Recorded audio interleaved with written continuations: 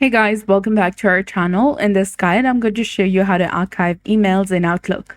This is a process that helps you declutter your inbox while retaining access to your own messages.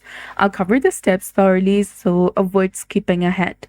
First, go to outlook.com, or you can also use the Outlook application if you want. Log into your specific account and select an email that you want to archive. Check this box beside that specific email which you want to archive. Then you'll see the archive option in the top, which is between delete and report. Go ahead and select it.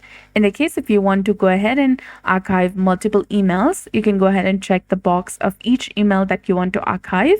Then select archive in the top and you'll be done.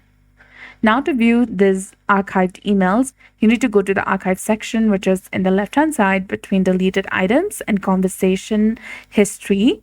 And here you'll see the list of emails that you've archived on Outlook. Your archived emails will be stored here and you can click on them to view their contents. So that's it. I hope you found this video helpful. If you did, please like, share, and subscribe. Thanks for watching. We'll see you again in the next one.